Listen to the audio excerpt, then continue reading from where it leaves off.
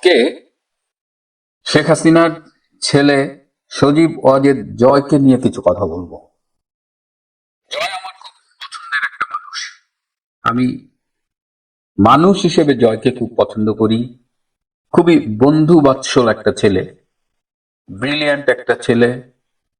কিন্তু জয়কে যদি আমাকে বলেন রাজনীতিবিদ হিসেবে সে কেমন, তাহলে আমার তেমন কোনো আগ্রহ কখনো জয়কে ঘিরে ছিল না।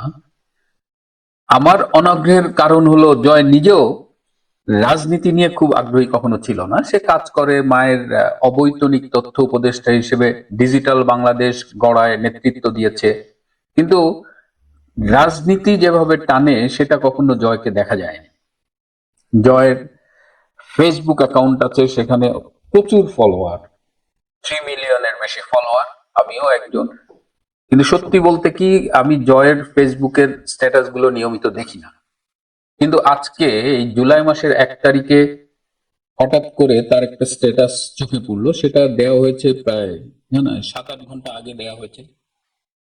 স্ট্যাটাসটা পড়ে আমার কাছে মনে হয়েছে যে সযত্নে রাজনীতি থেকে দূরে থাকতো, কাজ করতে পছন্দ করত সেই মানুষটা এই বর্তমান সংকটে অনেক ম্যাচিউরিটির পরিচয় দিচ্ছে। বিশেষ করে আজকের এই স্ট্যাটাসটা আমি একটু আপনাদের পড়ে শোনাতে চাই, তারপরে বাকি আলোচনাটা করব। ভুল বুঝতে পারা দুর্বলতা নয়, বরং সেটাই সাহসিকতার শুরু। আসুন একসাথে দেশ ও দেশের মানুষের পাশে দাঁড়াই। 2024 সালের জুলাই আগস্ট মাসে সংগঠিত হওয়া জুলাই দাঙ্গা ছিল বাংলাদেশের ইতিহাসে স্মরণকালের সবচেয়ে কালো অধ্যায়। বিদেশি রাষ্ট্রের অর্থায়নে আর উগ্রবাদী অপশক্তির মদদে সংগঠিত সেই দাঙ্গার পেছনে অনেকেই যুক্ত হয়েছিলেন, কেউ সচেতনভাবে, কেউ বা না বুঝে, বিভ্রান্ত হয়ে। পেশাজীবী সমাজের বহু সদস্য যারা বছরের পর বছর দেশের জন্য কাজ করেছেন, সেই সময় ভুল তথ্য, গুজব ও প্রলোভনের ফাঁদে পা দিয়ে এই ষড়যন্ত্রের অংশ হয়েছিলেন। আজ মাত্র 10 মাসের ব্যবধানে অনেকেই বুঝতে পারছেন তারা কি ভয়াবহ ভুলের অংশ ছিলেন। দেশের স্বাধীনতা, গণতন্ত্র ও মানুষের জীবনের নিরাপত্তা আজ হুমকির মুখে, একটি স্বৈরাচারী জনগণের ম্যান্ডেটবিহীন গোষ্ঠীর হাতে।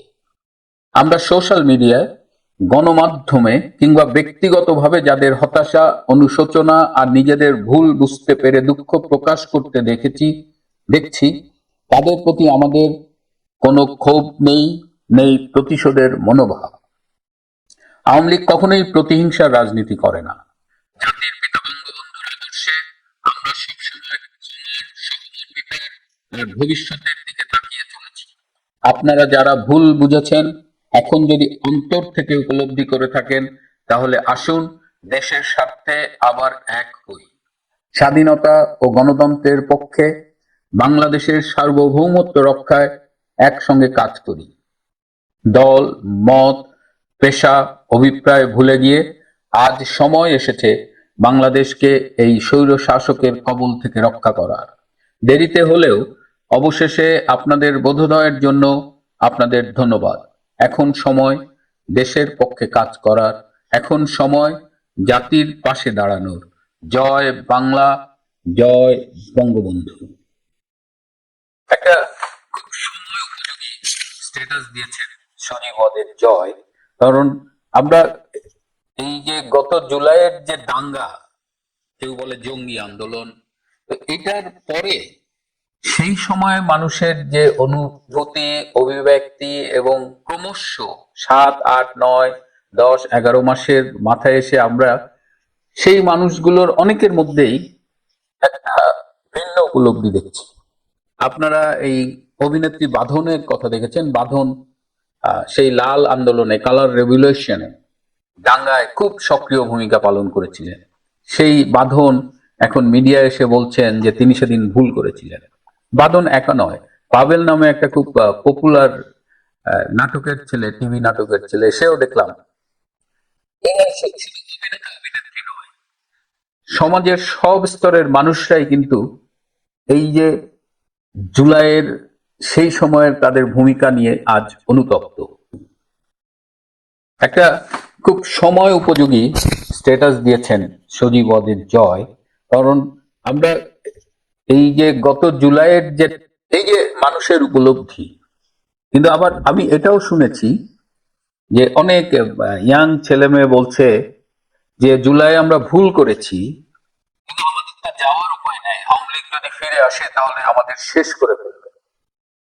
এই যে এটা যতটা না আওয়ামী লীগ শেষ করে ফেলবে, তার চেয়ে হলো এটা রটানো হচ্ছে, ভয় ঢুকিয়ে দেওয়া হচ্ছে।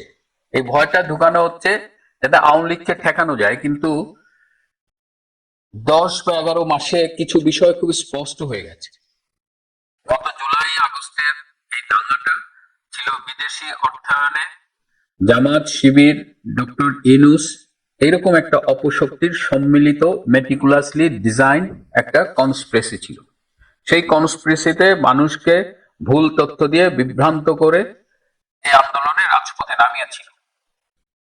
তো এই জায়গাটায় এই যে জয়ের পক্ষ থেকে যে অ্যাসিওরেন্সটা, এবং আওয়ামী লীগ আসলে প্রতিহিংসা পরায়ণ দল না। আওয়ামী লীগ কখনোই, আওয়ামী লীগ যতবার ক্ষমতায় এসেছে আওয়ামী লীগ সবাইকে নিয়ে মিলেমিশে চলবার চেষ্টা করেছে। আপনারা 15-16 বছরে কখনো এভাবে দেখেছেন? এইভাবে সারা দেশে এখন যেমন ধর্ষণ, খুন, চাঁদাবাজি, লুটপাটের মহা উৎসব চলছে, মব ভায়োলেন্স চলছে, এটা তো এই 11 মাসের আগে আমরা আসলে কোনো রেজিমেই দেখিনি। Not only Awami League, but Awami League এখনো এরকম একটা ক্রুশিয়াল মোমেন্টেও দেশ গড়ার জন্য যে আহ্বান জানাচ্ছে, সবাইকে নিয়ে আহ্বান জানাচ্ছে, এবং এই প্রতিশোধ, প্রতিহিংসা এগুলো পাশে সরিয়ে, এটা একটা মানে এটা আসলেই খুব মহান একটা ব্যাপার। এবং আমি সজীব অজেদ জয়কে ধন্যবাদ জানাই। আজকে জুলাই, অভিশপ্ত জুলাইয়ের প্রথম দিন, আজকে গত বছরের জুলাইয়ের শেষ দিক, আর আজকের জুলাইয়ের সোশ্যাল মিডিয়া দেখে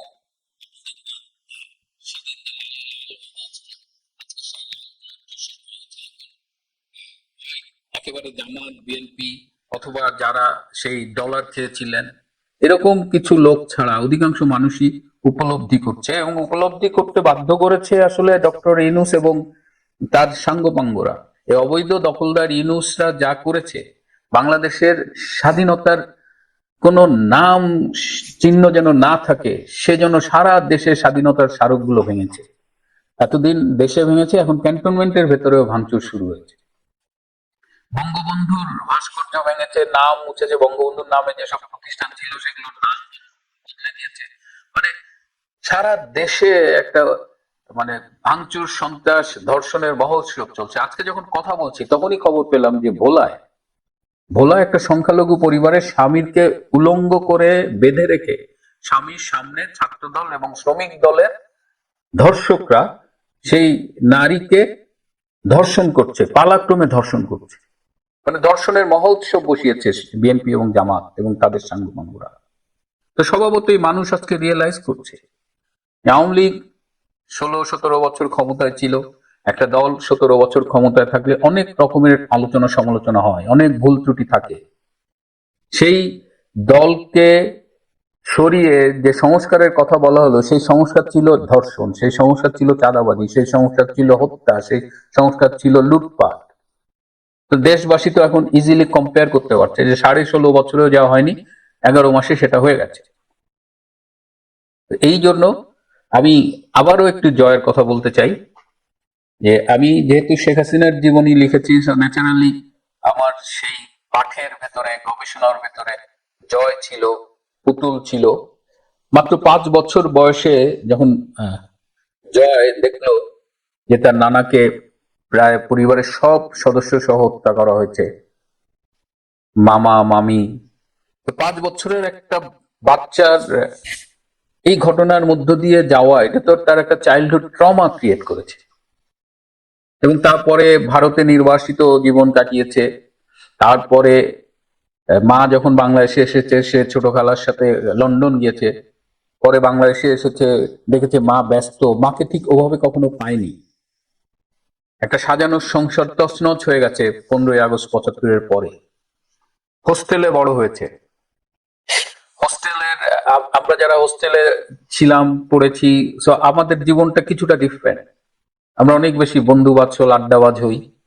সেখান থেকে পড়াশোনা করেছে, ইন্ডিয়া থেকে পড়াশোনা করে আমেরিকায় গেছে, আমেরিকায়ও হার্ভার্ডে পড়েছে। সো এরকম একটা ছেলে, আমি যখন বলি খুব বন্ধুবাৎসল, খুব আড্ডাবাজ, এটা because he went through those মানে ফেজেস অফ লাইফ।